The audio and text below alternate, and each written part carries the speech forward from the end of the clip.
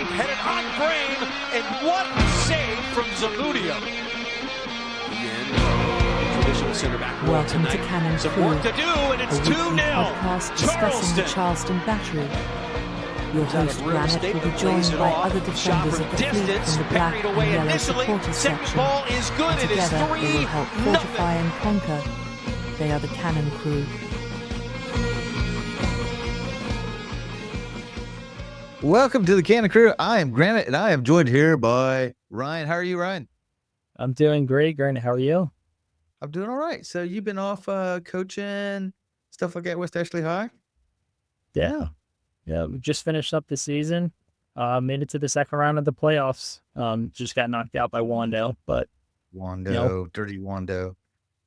That's right. Wando's a strong team. I mean, I expect them to win state. I mean, they're just incredibly strong. And West Ashley boys, they did all right. They didn't do that bad. They went out there and worked hard.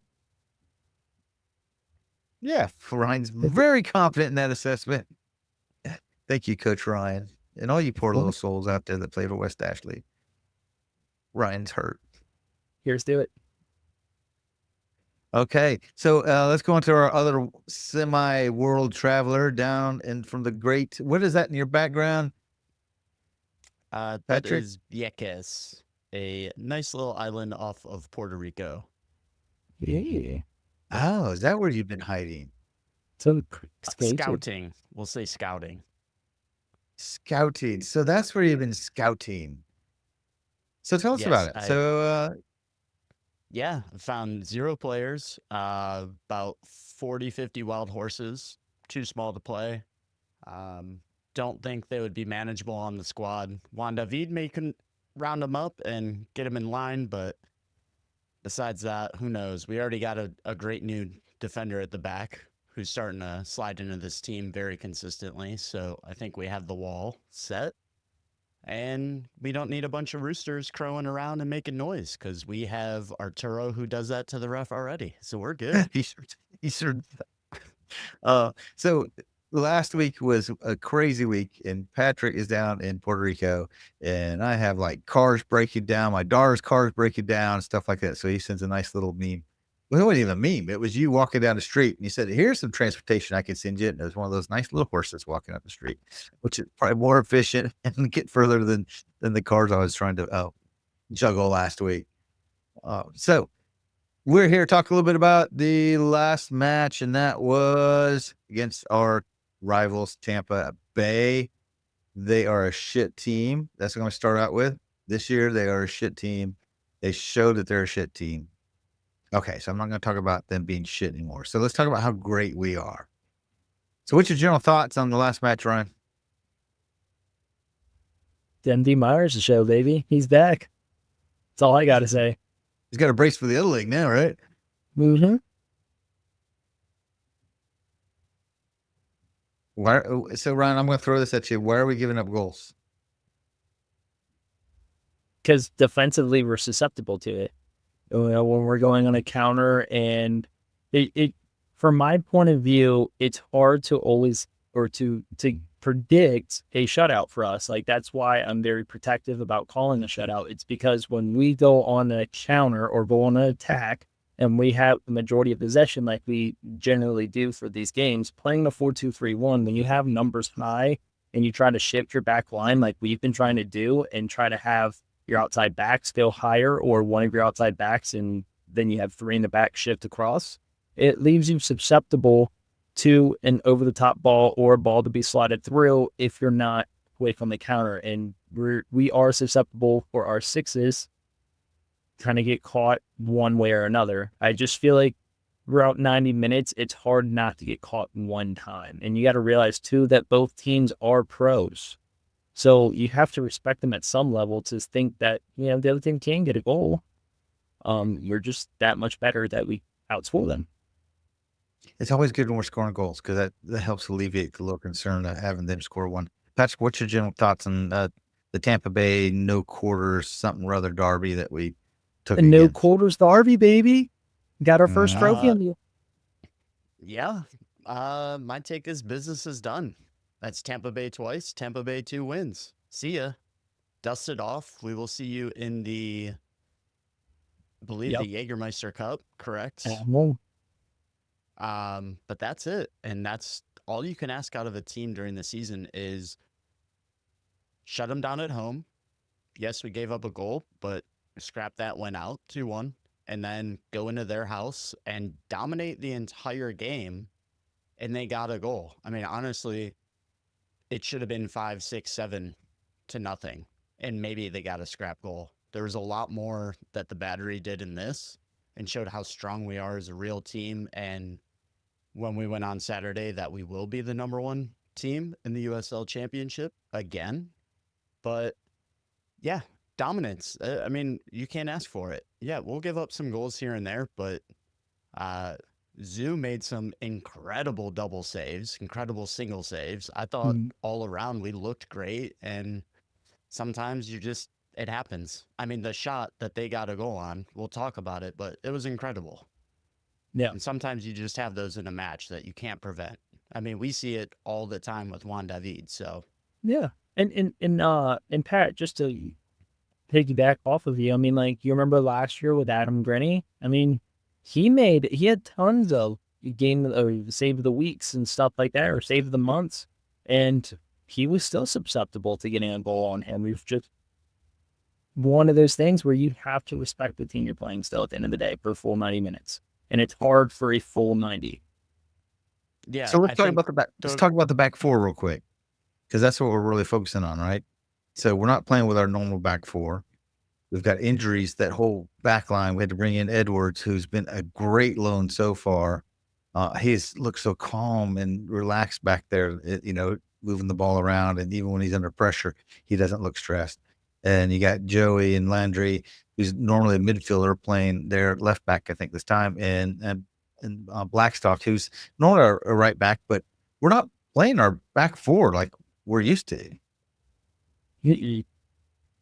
Yeah, I would say for as much as a Graham Smith lover I have been, Edwards may be the guy who knocks him off that pedestal. Just the way he plays and the way he covers and the way he directs. He has everything you look for, and he didn't take a game or two to get settled. He was in there immediately.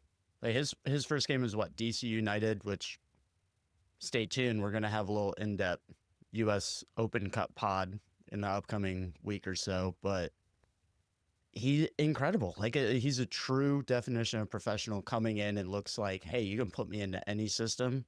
I'll shift the guys where we need to be. The coach, I already know what he wants, and he implemented plans. And I mean, we've been asking this for well over a year. What happens if we lose Archer or Graham Smith? Because they are a rock at the back, and we're seeing it. We finally have some backups who can play at a top tier level, and we don't have to ship them off and get rid of them just because they're not going to get playing time. So I'm loving our center back situation. I love our outside back in Landry even more. And granted, I think you were talking about it, is that Pierman, or maybe one of the announcers, Pierman kind of saw him in this role of, he had like the most blocks or most block chances last season. And that's, he was like, you are going to be the best left back ever in the championship. And he just put him there, and he's built this trust. And attacking, he is insanely dangerous. Defending, he's the first guy back. I don't know where he gets his energy from, but I'm glad he's on our side. Yeah, he was doing a little the dark arts there during this match too, with was it getting White or whatever, getting them all fired up. That was kind of fun. So it's a great. I'm glad he can play back there, because it moves Allen back up in the center, so he's playing that double pivot with Aaron, which is so valuable for us to control that midfield and that linkage from the back to the front with those two, because they're just phenomenal playing as teammates. Yeah, I think if we could touch on Joey just for a second, I think he was one we had a few questions on of, can he build and maybe get his confidence back? And I think a player like Edwards kind of does that for him, knowing you have this strong player beside you who will cover your mistake if you make one. And it's not that big of a deal. We'll move on. We'll move forward. it kind of just changes the whole dynamic of a defensive team, or a defensive line, rather, to just have the trust built, where a little mistake is, hey, play it off. It's not a big deal. And we have the firepower to go and grab goals whenever we need them. Absolutely. Absolutely. And Joey, I think, did a fantastic job, because I think the first 15, 20 minutes, they were kind of giving us a little rough time. We weren't necessarily in control of the game like we were after that point. And so they were pushing us and trying to probe that back line, but we were holding, everything up against them, and we were got back in control of the game. Yeah, and one of the guys that we've kind of talked about a bit, Rodriguez, breaks through and wins a penalty, which I'm a little surprised he didn't take it, but this run and this contact, this isn't contact that we've seen in every other game where the ref tells him to get up. Yes, he was fouled again, and they actually called it this time. So it's nice to see it finally, him get a call, and he doesn't have to freak out on a referee or anybody. I think he still did, but it was good that I looked at it again. I was like, did he really get touched that bad? Or did he develop that situation in a more favorable circumstance for himself in the eyes of the referee? I don't know. I'll take it all day long. What'd you guys make of the penalty kick? Because the goalie did go the same way, and just it went under him somehow. I think it was Go ahead, Ron. No, I was gonna say it was well placed, and it was just perfect spot for the keeper not to get to it. I mean, it was a poor dive on his part, because I teach I kind of teach not to do what's called a dolphin dive, where you arch your whole entire back, and your leg is down here, and then your hands are down here. You do this giant arc. That leaves you susceptible to that easy ball going underneath, because it's kind of hard to judge where the ball is exactly going from 10 yards out, and it's kicked like that one-on-one. Every keeper has their different methods and how they save it, and especially too with Cal being with Tampa last year and playing with his keeper and having all the training sessions and everything. He knows exactly where he's going. It's more about just having the confidence to still put it there. I didn't think it was that strong of a PK. It wasn't hit hard. It was just placed well. I'd rather have it closer to the post than what he had. But is that the same side he went to when they were yelling at Key? Yeah, so I see why he went that way. But this time he didn't trash talk. He turned around and walked away confidently. So I only asked that because I want to hear your thoughts on, do you think MD is a better PK taker? And if they're both on the field, would you rather see him take them? Because he does know how to place the ball really well. Cal or MD? MD. They both did. They both know how to place the ball really well. If it was me choosing, of course I'm going to say MD all day long. It may be in Cal's contracts, or it may be, a training thing where it's, they do pens at the end of the session. Whoever wins best out of 5 gets to take penalty kicks for the next day. I don't know how or what Cal did to get that spot, other than, leading the league in goals and everything that he has, but I don't know why MD's not taking anymore. Because Cal's our man. Because he's exactly right. I mean, right. Yeah. This is something for youth players to realize too, that you can't have every single guy taking a ball. Once you're professional, or you're even in the collegiate level, there is a designated penalty kick taker who takes pens. If you get fouled, you get up and you go give that ball to the person who's going to take the kick. You're not taking it. That's just how it is. And if you get upset by it, or if you try to throw a fit, or if you try to go take the pen yourself, guess what happens? You get yanked off the field, and you will not see the field. A professional for Florentine did it the other day, where he got fouled, he grabbed the ball, wouldn't give it to his captain, took the pen, scored it, and guess what? He was immediately subbed off and was put on loan. He's already done. That's what we should do, is loan out. Any player does that. And then Cal's shot that hasn't landed yet, still coming down from space. Where would he be right now? Well, He needed one miss. He needed one miss. He just needed to get that one out of the way, and he's good now. okay, there's a big miss too. Maybe that's it. So instead of a bunch of little misses, he did one huge miss. One But huge one, get out of the way. That takes care of all of them. he's been killing it ever since. So yeah, like the first, 15, 20 minutes, not even 20 minutes. And just in my notes, I was just saying we were not in control of the game like we normally are. And then all of a sudden it switched. So we're up 1-0, and it's so important to get that first goal because it just, allows us to play a little bit differently, play more to our game. And then all of a sudden, something magical happens, right? Ryan, talk us through it since it's the doctor. So, beautiful ball sat in. I mean, it was a beautiful run by Torres to come in underneath. Who was that? And Torres, Okay. right? Juan David? Yeah, I'm just Juan going to David highlight coming for the deal. every see- time you say Torres, I'm going to highlight it. When you see, and I wanted to point out too of his freedom again, because where he gets the ball and collects it, he's in the middle of the field, collects the ball, saddles it, perfect chip right over the middle, right to MD, takes a first touch, goal.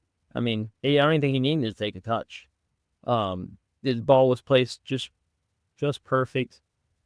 It was beautiful. It was, you watched it, you're like, you took your breath away because 9 times out of 10, any other league you watch, that ball is well overplayed. That keeper gets that ball all day long because no one knows how to have the perfect pass or the perfect weight to the chip, and Juan David does.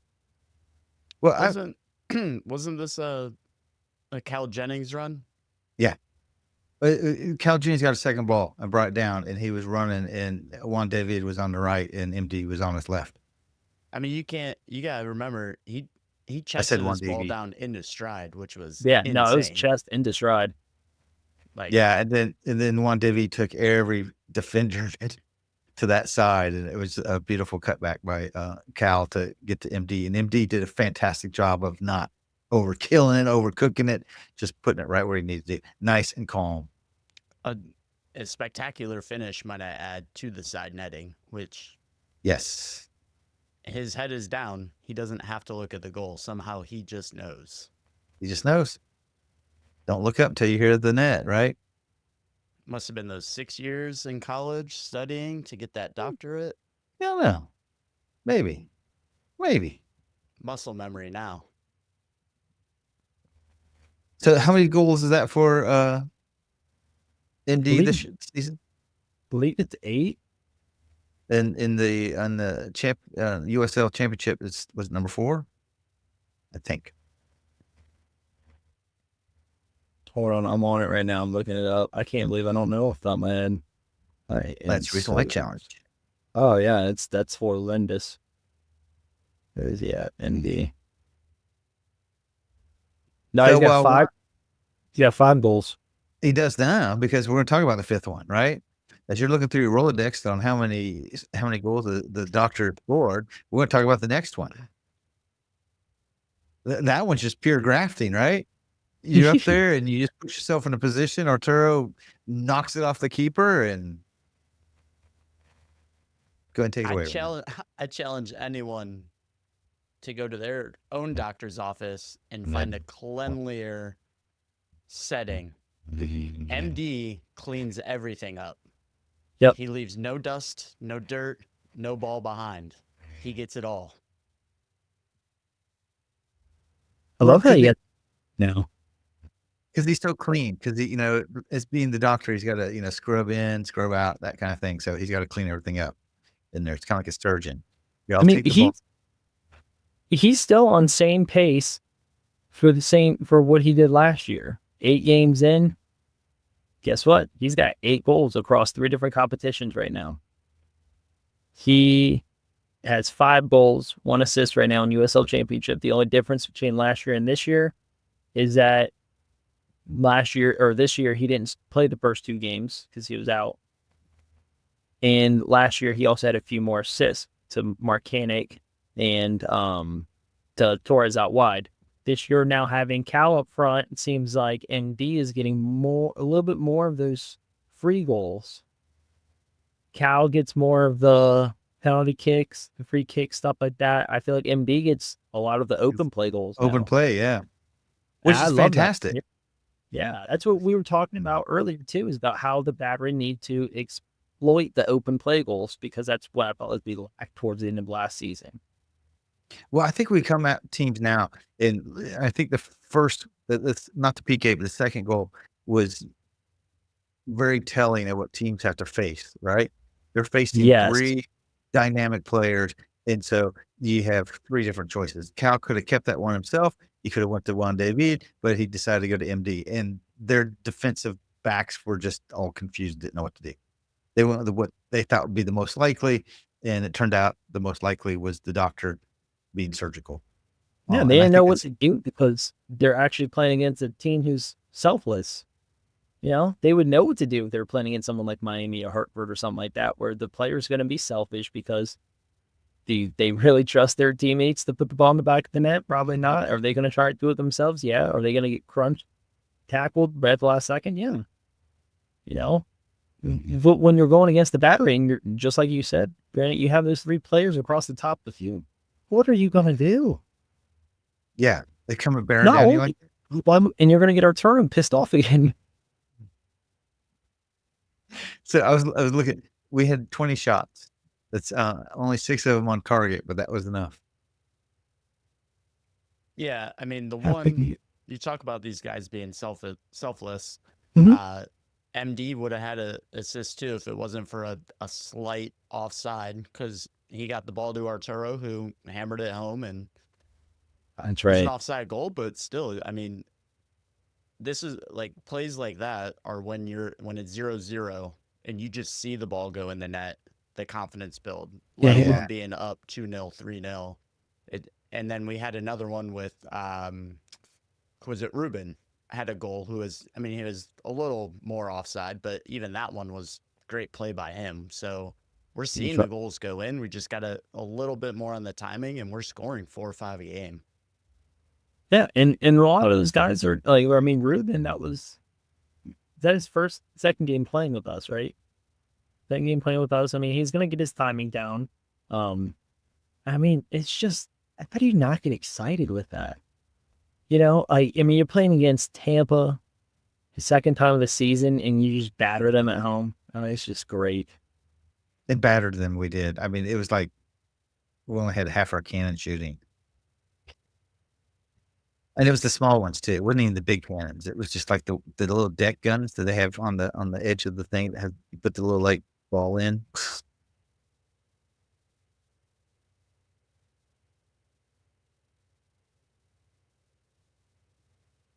As we have the awkward pause, I was trying to look up some, like Juan David had 61 passes.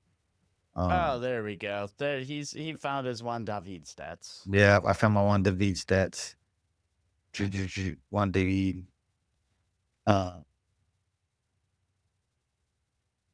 He's the power behind this right now. When he's not playing, we're hurting. And I was wondering if it was the back line and kind of, you know, with Aaron moving around a little bit here and there, and that's causing that linkage not to be there. But it seems like Juan David's that attacking energy that we need in that midfield to cause a little bit of mayhem. And the other cool thing is every once in a while, him and Arturo switch like he used to do with Nick last season. Every once in a while, they'll switch side, see how it works, and then switch back. And at some point in the half, kind of like we had that pause, it got so boring for the announcers. I don't know if you noticed their discussion. Right after the second goal, they said they were talking about be a goldfish, reference to the Greyhounds. Talked about Dory, just kind of forgetting what just happened. And they went off and discussed some other things for about like 5 minutes. It was that boring for not for us, but for Tampa Bay. And then they come back into it. But it's kind of interesting that they went off on that little tangent. So, All right, well, another thing to point out, this is what, 5 league wins in a row for the Battery? It is. And I believe that puts us, we have 1 game in hand, but with the win on Saturday, that would put us first, not only in the East, but first in the championship. Mm-hmm. Because San Antonio, they're number 1 on the Western Conference, but they're 16 points. Yeah, they're like a loss, win, draw, and a loss. They're that Western Conference is kind of having a rough in time. San Antonio is a team that started off hot. I mean, they were the last undefeated team standing in the West, and now they've dropped out of their last 7 games, they've won 1 game. I think it was like 4 straight they've dropped, or I think they had a tie in between, but I mean, still, I mean, their tie was against Rhode Island. Yeah, they're losing to like mid-table teams and below. Against their Phoenix. first loss was against Miami. Yeah. Well, there was a loss before that. There was a loss to Phoenix, who's sitting 10th on their side, and their last loss was against Oakland, which is 9th. That Oakland game was crazy. 88th minute game winner. And they drew to Rhode Island, who's sitting 10th on our side of the table. So it's interesting. It should be an interesting game. I wonder if oh no, go ahead, Granite. Let's go back to 35 minutes and because I have written down point blank double save. Remember that, Ryan? No. Oh, well, Incredible. look at it in case again. you missed it.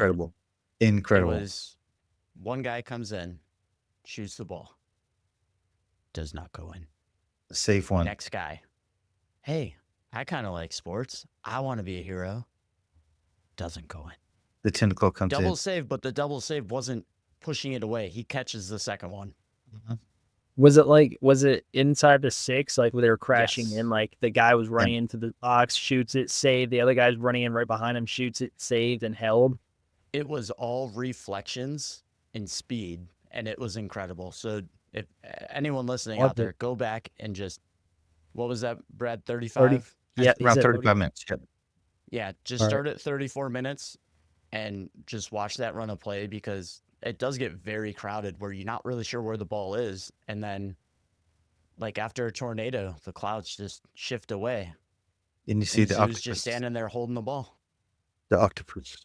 And that's something that's very frustrating for young keepers, though, because they like to make that excuse of, well, if he was in front of me, I couldn't see. And it's like, you got to be able to see around these players. You know, if you want to make that next step to, that next chapter in your life, you got to be able to hit yourself low, see through their hips, see through their legs. I mean, you got to be able to see that ball constantly.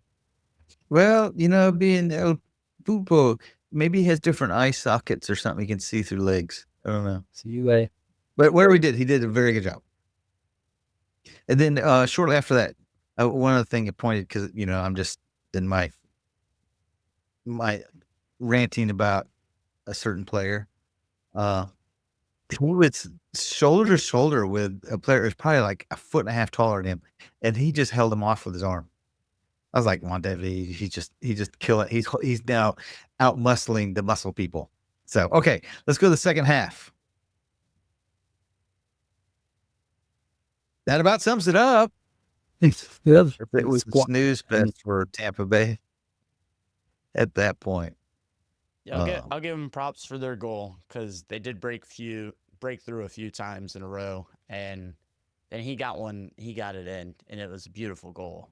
I mean, it is one that's just, it's hard to save, and it wasn't like, hey, you're just straight through. It was at a tough angle, so kudos to him for getting that beautiful goal. Probably move on from Tampa and have a great career. He needs to, because that's kind of what Cal did, right? Cal's about ready to take off on his great career. I have down second half, and then I have 1, 2, 3, 4, 5, 6, 7, 8 Z's right in a row. Starting with a big Z and then kind of getting smaller. So, I'm sorry. After that, I have Tampa Bay shit. And to the one announcer who was brilliant, that said, the Rowdies won the second half. Well done. Yeah, well But- done. You But earned your did the pay there, whole- announcer. how'd that war turn out? They won that battle. Great job. That's a great job. And one other point, yeah, I think I always tell you guys, I was like, never trust a referee with a hat, never trust a coach with a hat. So Tampa Bay, take your hat off. Maybe you'll be a better coach. I don't know. He's having a rough time. You have anything else to add, gentlemen? Just the game coming up. Maybe we'll see Jake back at the stadium. Might get a start. He did play in the last game, but he didn't start. So maybe a little, not a huge homecoming, but a little bit of a homecoming. Maybe so. Because we're Yeah, playing San Antonio, right? 7:30 kickoff. San Antonio 7:30 Military Appreciation Night. We got new So- jerseys at the back just dropped. Should be looking And- good. So Yeah, let's talk about predictions. I was going to say Jake might be on the bench and just slightly walk over to our bench and sit down Sit down. because I think the way San Antonio's going and the way we're starting to click hard, I'm going to go with a 4-0. I think it's going to be really tough. Oh my gosh, that's straight Okay, up Ryan. 4-0. And Okay, you hear Ryan. Ryan sitting here with his hands. Look at I him, don't look at need him. One better, Ryan. What again? It's He a went MD hat trick, kitchen. buddy. Oh, what? Did you hear that, Ryan? What? MD hat MD trick. hat trick. I would love that. Oh man. I don't even know what to guess at that point. I mean, 3-1 was our last game. I'm gonna go with the struggle. 2-1. We have to fight because again, this is still another professional side that we have to respect, and they're still first in the West for a reason right now. Gonna respect them on the road. 2-1 victory for us with a goal from Juan David and Andy Myers.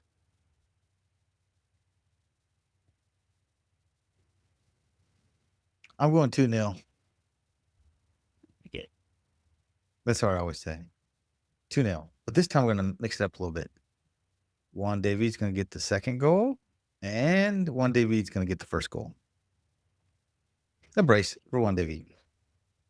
I mean, you got to point out they are going to be without their left-sided center half. So like they play typically around 3 at the back. That's Juan David's side. That's his territory. That's And they're going to have a backup in because he can't play this Oh, match. man. So I was going something more technical than that. I was like, Patrick's close to Columbia this past week, so it's got to bring some of the good luck back here to Charleston. that could be it too. I have the sunshine still on my body. So Sorry. Go ahead. yeah, so Patrick, can you move aside and give us a tour of your place that you've been last week? What we're currently in is the watchtower, where you need to go up 3 floors to check the weather, which did not vary. You have the pool, which no one could have guessed that. Pool house, that's where I lived. And some other grill stuff and fun areas. And then out here is just the ocean and all the horses and all the Kingsmen. They couldn't put Tampa back together again. And the dinosaur, you had a dinosaur attack, right? Correct. Yeah. The airport did look like the Jurassic Park, like center compound. They had a big spiral staircase up. I was referencing the iguana. Yeah. Okay. So what was your drink of the week? No iguanas were harmed. What was your drink of the week? What about horses? Were horses harmed? There's a very local beer called Medea. So it's not the best, but it's not the worst. Hey, when you're in country, sometimes their beer is better than anything else. I remember being in Panama, and I think the beer was called Balboa or something like that, and it was just phenomenal. Not quite like Guinness and Ireland phenomenal, but we Medea'd out. So the potato. So what was your best food you had down there? fish, fresh fish. I mean, we're Charleston boys. We love the seafood, but you still go anywhere, and they're catching it fresh. You got to eat it fresh. So yeah. Very good. Okay, on that, you have anything left to for the good of the crew, Ryan? No. For those young youth players listening, I got 2009 tryouts for Charleston United on Tuesday and Thursday, May 20th and 22nd coming up. So if you're in the area and want to come and try out, tryouts are free. Or Hope to just see you not there. even try out. Just go kind of hang out and chill and do some workout, right? That too. And then you grab them and say, "Hey, you need to play for Ryan Martin." That's what we Anything can you try. got, Patrick? Got anything left? Just meet you guys in the yellow lot. I've been away for a while, so I'll be happy to get back and have a nice ice cold local Edmonds-O cerveza with a few folks. Yay! That sounds like a plan. Okay, gentlemen, that's all I have. Alrighty. All right, see you guys. In the language of your country, Patrick, adios. Allegedly. We are the holy city, home of the battery. Do you hear our cannons roar? Can you feel the thunder? We the fleet of Charleston, come to put you under.